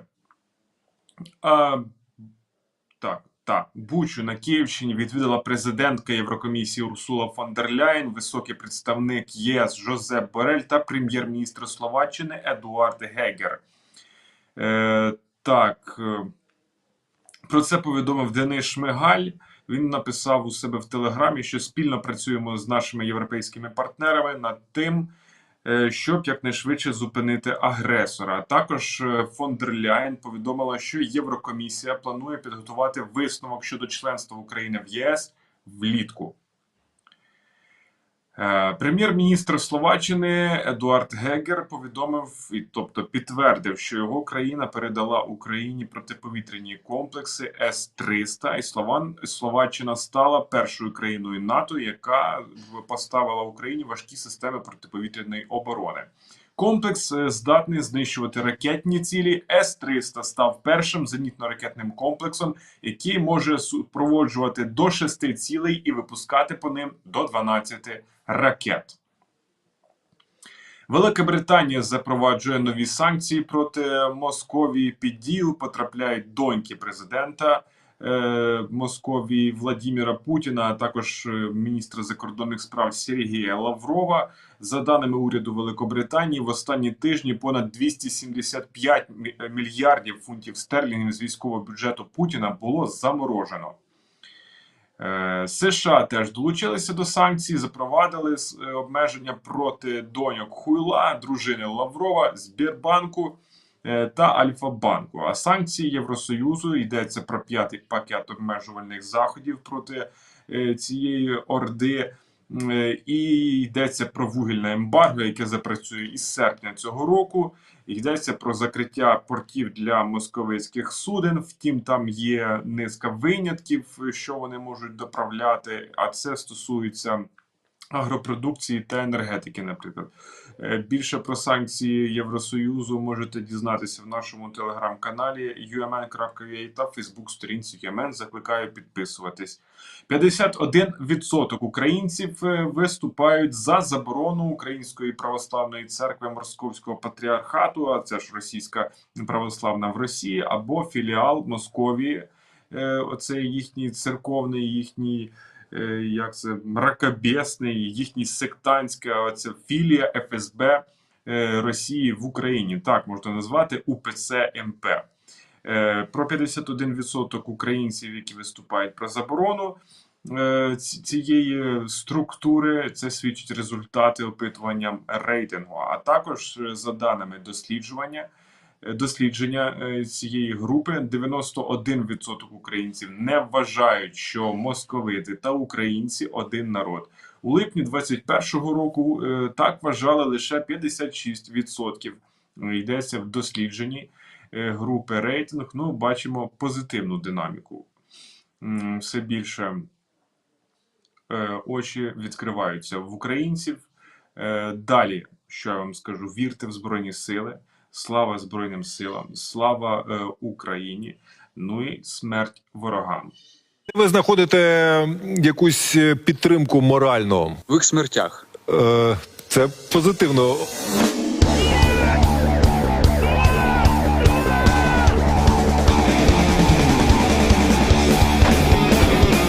У нас такі бійці, красавчики. Люблю вас. Кожного.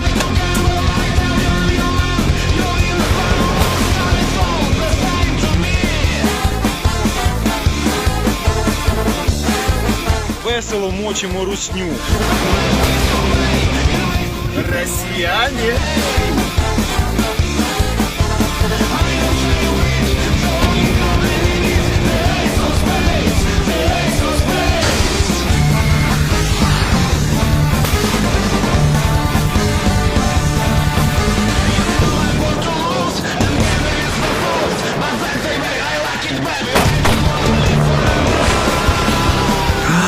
Запад не дал бесполетную зону. Ой, какой ужас.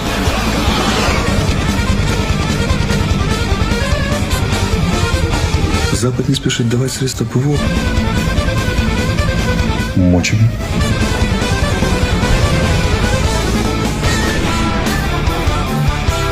Готова вийти за тебе заміж, якщо ти ЗСУ. Любовь зашкалює. Те, що українська армія зробила з Росією, весь світ запам'ятає на десятиліття. Працюємо. Дякую.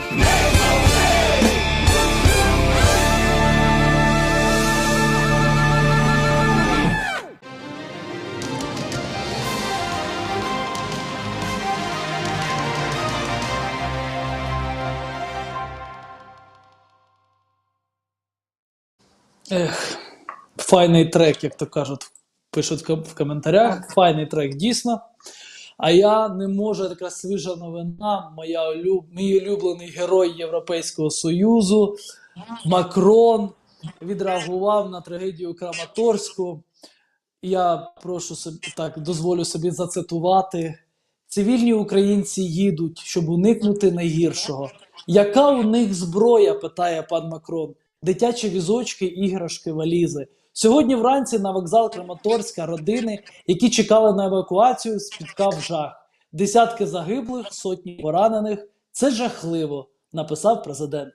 І в продовження. Наші думки з жертвами у Краматорську, Бучі, Маріуполі, Харкові, всюди в Україні. Ми підтримуємо розслідування, щоб забезпечити притягнення винних до відповідальності. Наші думки з родинами, які зараз втікають від війни. Ми приймемо їх у нашому союзі миру. Дякуємо тобі, Макрон, за твій допис, за думки, за те, що думками з нами і що приймете у союзі миру. Ну, я думаю, наші глядачі самі відреагують, власне, на ці думки Макрона. Я лише хочу сказати, що, друзі, не будьте Макронами, ставте лайк трансляції, інакше той, хто не ставить лайк, автоматично стає Макроном. Так. Мы, знаешь, вот вчера ты сейчас сказал про Макрона, я вспомнила вчерашний вечерний эфир с Дэном Борисовичем. Мы как раз говорили про то, как вообще путинские лапки проникли в Европу. Посмотри, Венгрия, Франция, Германия, там частично Австрия и так далее. Да, вот понятно, что там много агентуры ФСБшной, много интересов, много, но вот это такая... Я не говорю, что Макрон агент ФСБ, да, условно говоря. Хотя мы... Знаешь, столько материалов было про участие в выборах, которые Рашка так или иначе осуществляла через всю свою агентуру. И я, когда вот все это слышу, у меня один вопрос. Они считают, что это так вот господин Макрон, да, который там думками считает, что все должны думками богатеть, что это так далеко от них. Так. Ну, так і є, насправді. А на рахунок Росії, все ж теж механізм простий. Насправді все ж просто. Лише масштабування інше. У них просто були ресурси, гроші. Європа закидала їх, і світ закидав грошима, фактично, дешевими грошима за нафту і газ, і за інші там ресурси. І от частину із цих грошей, частину росіяни просто роздірибанили між собою, а частину просто пустили в Європу, в їхніх корумпованих політиків. Ну, нічого ж нового, насправді. Ну, все до абсурду просто. І, ну, і просто ці зголодавші політики по суті, свої ж кошти отримали просто концентровано. І все. Розділяй власною, перерозподілення ресурсів. Так? Тобто, поки основна маса росіян там без туалетів і без газу, ці кошти перенаправляються одиничним, знову ж таки, чиновникам в Європейському Союзі, тому що ці ж кошти не направляються на всіх громадян. Це одинично, точково, скажімо, там, на партії, на рухи, на активістів. Ну все, ну нічого нового ж. На пресу, понимаешь, так далі. Ну, на пресу, да. так. Тут все. Ну, ніхто не вигадував велосипед. Питання в тому більше, як європейські інституції, оці які хвальоні, які там уже вибудовувались роками, як вони дозволили? Це ж питання самозбереження держав. Тобто, чому вони не реагували? Ну, і хоча відповідь та сама. Чому не реагували? Тому що цими ж коштами їх, десь не розуміли небезпеку, а затуплення цієї небезпеки фінансувалось Росією. Ну, власне, так, да. Выдавать то самое. Так. Но у нас есть, однако, репортаж о настоящих героях, которые не Макроны. Это Азов. Я вообще, знаешь, с таким просто... Все это время в Мариуполе, то, что делает Азов, это... ідейні наші захисники. Так, низкий поклон. У нас видео бойцами полка в Мариуполе уничтожена вражеская БМП с экипажем российской пехоты. Так, также, так. Здесь об их отдыхе, я так понимаю, да? Ну, посмотрим, Там что два будет на видео.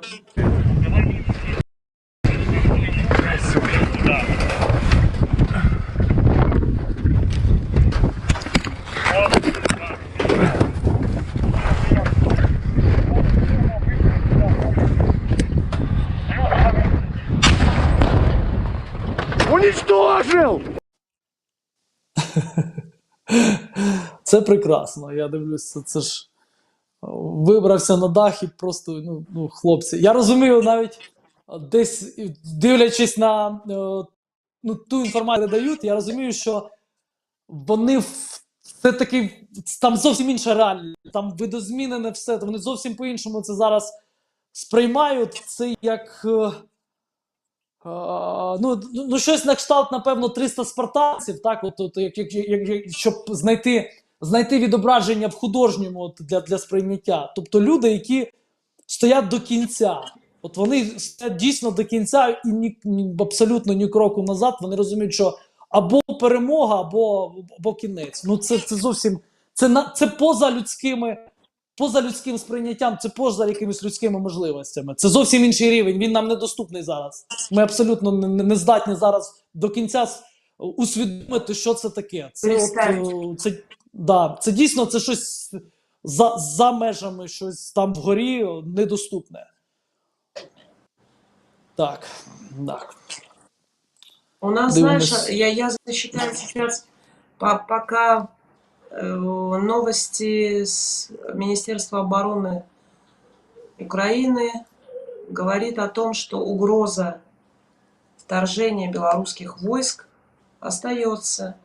И именно сейчас белорусы, причем, смотри, белорусы перекидываются, об этом нам говорит речник Министерства обороны Матузник, о том, что перекидываются белорусские войска в Россию. В Росію, так? Слышь? Да. Це зрозуміло. Зрозуміло, це гірше. Гірше. Да, это хуже. Тому що відступати назад в Білорусі, навіть коли ти будеш просто втікати з поля бою в Білорусі чи в Росію, і ми ж розуміємо, ми то розуміємо, що росіяни ж не дебіли повні, принаймні керівники. Як би там не було, є й дебіли, але ми розуміємо, що вони розуміють загрозу від потенційної слабкості білоруської армії, тому вони будуть всіляко намагатися зменшити ці нюанси, тобто поставити своїх керівників, размешать с российскими військовыми, тобто, бити неможливими. Именно размешать, потому что они понимают, что моральный дух, мягко говоря, низкий, а проще говоря, отрицательный. Ты знаешь, очень многие отряды просто пишут там калиновцам, что если вдруг их заставят, то они ждут перехода границы, чтобы сдаться и пополнить ряды. Эти же понимают, у них же работает разведка. Они понимают, что техника окажется точно так же сданной, да, которая перейдет. И так далее. Поэтому им нужно пушечное мясо и замаранность в крови, естественно, белорусов. Уже такая. А это могут быть заградотряды и да, вот тебе размешанность. Власне, это так. Угу. Це гірше, так. Що ж. Я думаю, що все-таки все одно якісь вікна і можливості, як при бажанні, залишатимуться, так чи інакше, якщо це буде. Але це знову ж таки, це якщо буде війна на рівні там піхоти, якщо ж їх будуть просто знищувати наші війська на відстані, а зазвичай це перша стадія, то там шансів менше. То так. Да. Жуткое число, 56-я у нас фотография, но здесь, собственно, просто Жуткое число россияне похитили уже более 121 тысячи украинских детей. Представляешь, вообще вдуматься в эту цифру. Часть детей оккупанты вывезли из Мариуполя в Донецк, а затем в направлении Таганрога. Это как дети-сироты, так и имеющие родителей, сообщает омбудсмен Людмила Денисова. Также рашисты готовят изменения к законодательству, чтобы упростить процесс усыновления. Они собираются отдавать детей без особых проверок и законных норм, навсегда скрывая детали пребывания маленьких українців. Ну, насправді, ми вже не говорили. знаю, як це Так. коментувати, якщо чесно. Це от класичний, здавалося б, всіма забутий елемент депортації народів, який проводився Радянським Союзом ще. Здавалося, це вже таке забуте явище. А ні, не забуте. Не зараз активно просто... Це політика Сталіна, в прямому розумінні цього слова. Просто брати, переселяти насильно, розбавляти. Хоча зараз це вже, знову ж таки, повторюється в формі фарсу, як то кажуть, історія повторюється в формі фарсу, тому що це вже зовсім інші умови, ніж були при Сталіні, зовсім інші історичні, реальні. Але, ну, по суті, це от намагання робити саме оцю політику. Слушай, Я все одно для себе я все одно не можу собі дати відповідь однозначно на рахунок російського народу. На рахунок того, що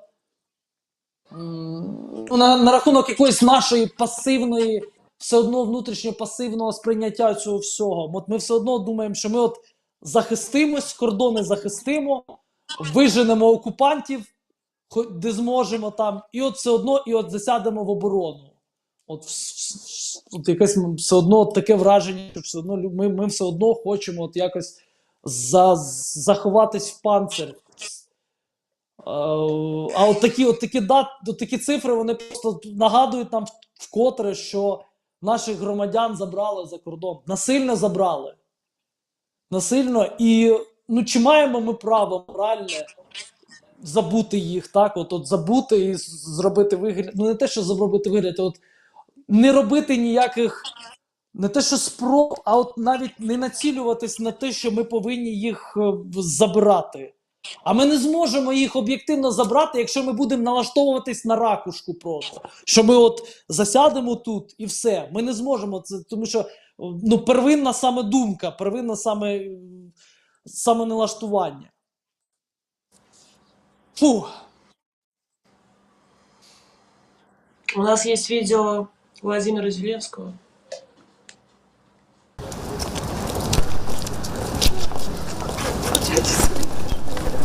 Madam President, you're welcome.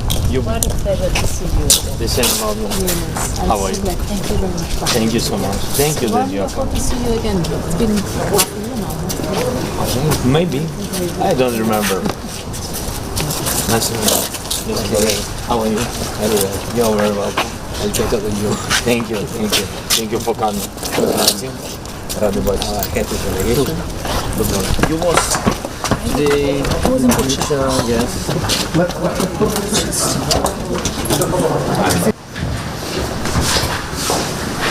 Can we have a handshake?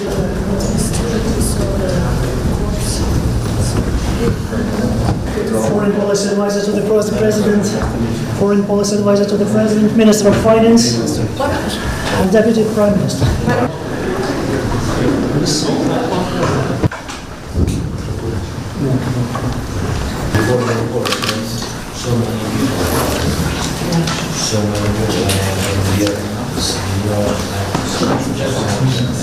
And they were young, they were around, and then they went to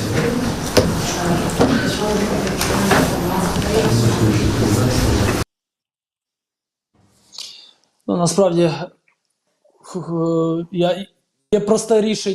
є просте рішення, хоча воно, можливо, не зовсім правильне, але на рахунок 121 тисячі українських дітей, то відповідь проста: нам треба 121 тисячу російських громадян, не дітей, просто громадян, щоб потім обмінювати їх на цих дітей.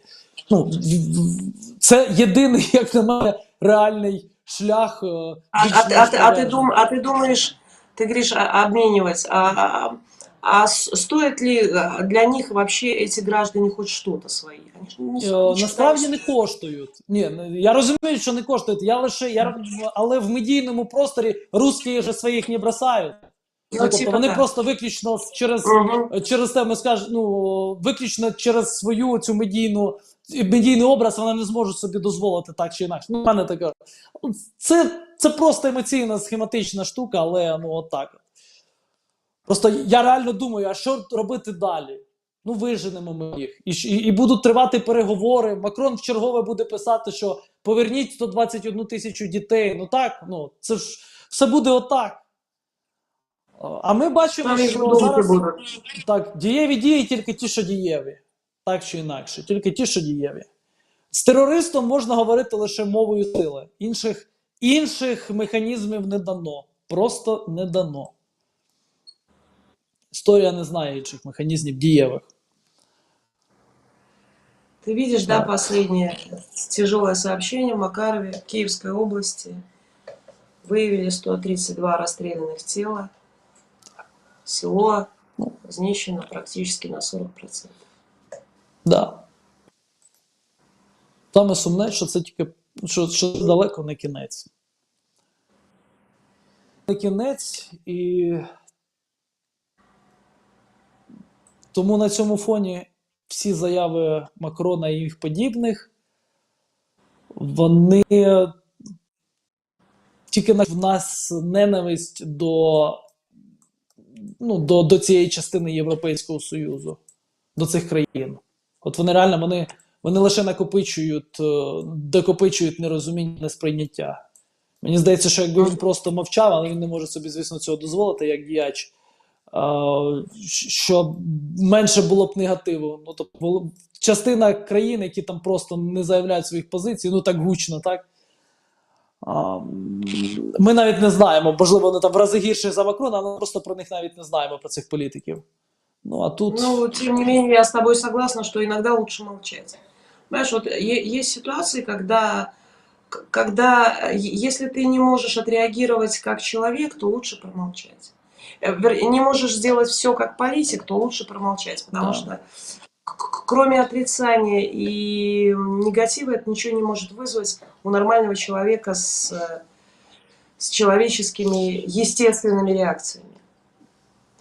Просто на якомусь етапі мені здавалось, так, вже завершуючи, на якомусь етапі мені здавалось, що Макрон такий скаже, все, я покажу свою маскулінного політика, все, от ви дістали мене, покажу лідера нації, умовно.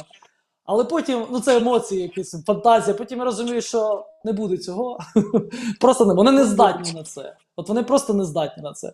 Тому, нам лишається лише прийняти це як даність, зробити свої висновки і все-таки розуміти, що ми в будь-якому випадку переможемо.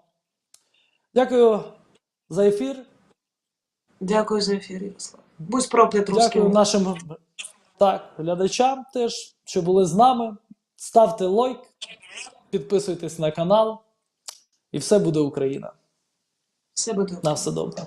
А папу оставили в Киеве.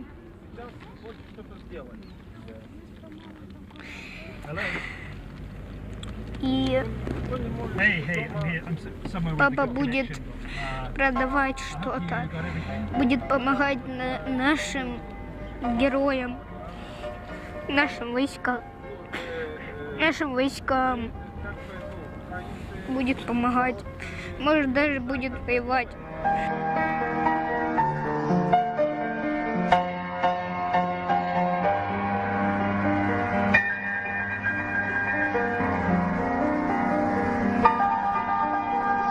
Пролягла дорога від твоїх воріт до моїх воріт, як струна. То чому згубився твій самотній слід? Знаєш, ти одна. Але осінь, оте слід, листям ще не крила, бо до тебе навесні я повернусь, мила. Твої руки я візьму, знову свої руки, не розквітне поміж нас жовтий квіт розлуки. Не ховай очей блакитний промінь, заспівай мені в останній раз пісню ту, візьму собі на спомин, пісня буде поміж нас. О, твій голос, щедра повінь, я мов колос, зелен колос, нею повен. Жовтий лист паде і виросте зелений, а ти в пісні будеш завжди біля мене.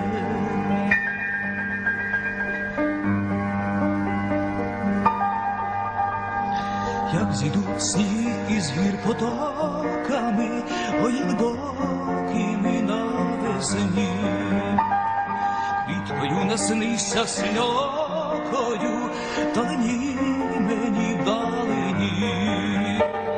Але осінь отеснелить, листям ще не крила, бо до тебе навесні я повернусь, мила. Твої руки я візьму, знову свої руки, не розквітне поміж нас жовтий квіт розлуки. Не ховай очей блакитний промінь, заспівай мені в останній раз пісню ту, візьму собі на спомин, пісня буде поміж нас. О, твій голос, щедра повінь, я мов колос, зелен колос, нею повен. Жовтий лист спаде і виросте зелений, а ти в пісні будеш завжди біля мене. Бо твій голос, щедра повінь, я мов колос, зелен колос, нею повен. Спаде жовтий лист і виросте зелений, а ти в пісні будеш завжди біля мене. Спаде жовтий лист і виросте зелений, а ти в пісні будеш завжди біля мене. Спаде жовтий лист і виросте зелений, а ти в пісні будеш завжди біля мене.